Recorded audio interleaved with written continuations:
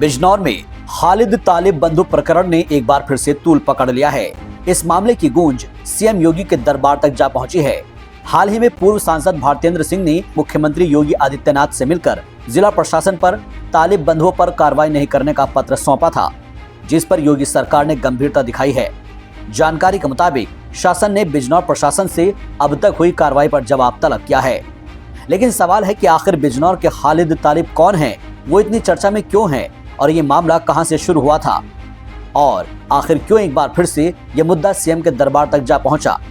पूरी खबर आपको बताएंगे तफसील के साथ, लेकिन उससे पहले आप कमेंट करके बताएं कि खालिद तालिब मामले पर आपकी क्या राय है।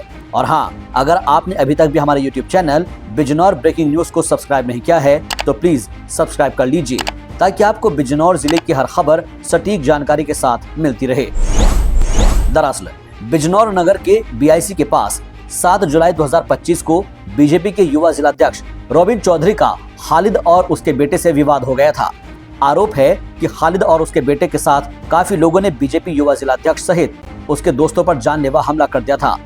मामले में रिपोर्ट भी दर्ज की गई थी। इसके बाद यह मामला सीएम योगी के दरबार तक पहुंचा। पूर्व सांसद भारतेंद्र सिंह के साथ रोबिन चौधरी सीएम योगी से मुलाकात कर शिकायत कर चुके थे, जिसके बाद खालिद बंधुओं के स्टोन क्रेशर, आरा मशीन, प्लाईवुड फैक्ट्री की जांच कराई गई थी। आरा मशीन को सील करने और प्लाईवुड फैक्ट्री में सरकारी जमीन कब्जा मुक्त कराने की कार्रवाई हो चुकी थी, लेकिन पिछले कई महीनों से ये मामला ठंडे बस्ते में था।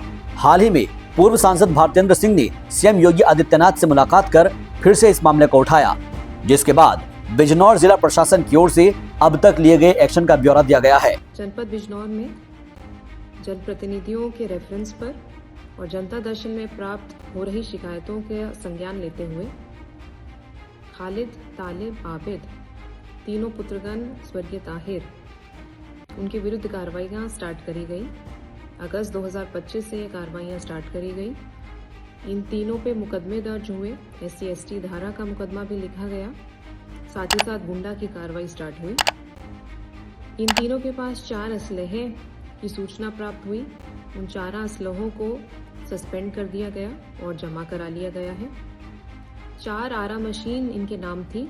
तालिब की वाइफ हुमा, खालिद और आबिद के नाम से उन चारों आरा मशीनों की जांच कराई गई संयुक्त टीम द्वारा, और चारों आरा मशीनों को सील कर दिया गया, लॉक कर दिया गया, और अभी उनका संचालन सस्पेंडेड है और आज भी सस्पेंडेड है। 2 इनकी दुकानों की जानकारी हुई थी, एक हार्डवेयर की दुकान और एक प्लाईवुड की दुकान। वहाँ GST विभाग द्वारा रेड करी गई और कुछ कमियां पाने पर वहाँ पर फाइन की कार्रवाई जो है वो स्टार्ट करी गई। जनपद स्तर पर असेसमेंट होने के बाद सेक्टर स्तर पर ये असेसमेंट होकर गई है और सेक्टर स्तर से इनको लगभग 2 करोड़ रुपए का असेसमेंट का नोटिस दिया गया है, जिसका जवाब ना देने की स्थिति में इनके विरुद्ध ये धनराशि वसूल करी जाएगी। साथ ही साथ इनके नजीबाबाद और नगीना तहसील में 4 स्टोन क्रशर्स का उल्लेख जो है शिकायती पत्र में किया गया था। 2 स्टोन क्रशर्स ऐसे हैं जो हुमा वाइफ ऑफ तालिब के नाम है, जिसका नाम ताज स्टोन क्रशर है नजीबाबाद में और सुपर स्टोन क्रशर है नजीबाबाद में। इसके अलावा 2 और स्टोन क्रशर हैं, सागर और स्टार, जिसमें इनकी अप्रत्यक्ष रूप से पार्टनरशिप बताई गई। चारों स्टोन क्रशर्स की जांच हुई टीम से और वहां पर जो भंडारण किया गया था उसका स्टॉक से मिसमैच होने के कारण उन पे फाइन लगाने की कार्रवाई करी गई। फाइन 2.5 लाख रुपए से लेकर 2 लाख रुपए तक का चारों पर लगा, जिसका इन्होंने भुगतान नहीं किया, जिस वजह से इनका सस्पेंशन जो है, चारों हमारे क्रशर्स का सस्पेंशन कर दिया गया है और उनके क्रय विक्रय पे रोक लगा दी गई है। साथ ही वहां पर ताला लगा दिया गया है। इनमें से एक सुपर क्रशर जो है, उसकी जब जांच पड़ताल करी गई तो थोड़े से सरकारी नंबर पे उसका अवैध कब्जा पाया गया, जिस कारण से उसको हमने निरस्त ही कर दिया है। इसके अलावा एक आरा मशीन का संचालन कब्रिस्तान की लैंड के ऊपर पाया गया था, जिसकी जांच करा के उसको भी सील करा दिया गया था। इल्लीगल कॉलोनी काटने की शिकायत भी प्राप्त हुई थी। इस इल्लीगल कॉलोनी की जांच करी गई और वहां हमारी सरकारी नाली रिकॉर्ड में दर्ज थी, जिस वजह से वहाँ डेमोलिशन की कार्रवाई करी गई और वो नाली को वहाँ पर निकाला गया, कब्जा मुक्त कराया गया।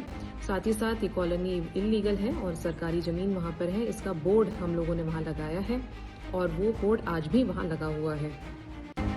इसके अलावा इनकी पुरानी एक फैक्ट्री जो बंद पड़ी थी, उस पर भी सरकारी हमारी नाली और चक्रोड़ पे कब्जा पाया गया था, जिस वजह से वहाँ पर भी डेमोलिशन की कार्रवाई हम लोगों ने करी थी।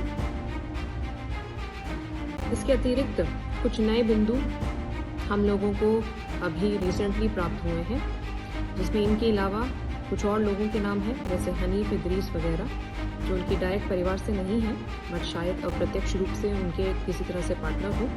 उन सब बिंदुओं के भी हम लोग जांच कर रहे हैं। किसी भी प्रकार से अगर कोई लीगल चीज़, कोई गतिविधि पाई जाती है तो उनके विरुद्ध भी हम लोग नियमानुसार कार्रवाई करेंगे और शासन को इसकी रिपोर्ट जो है प्रेषित करेंगे। ऐसे में इस मामले को लेकर आपकी क्या राय है, कमेंट करके बताएं। बिजनौर ब्रेकिंग न्यूज के लिए शाहबाज अहमद की रिपोर्ट।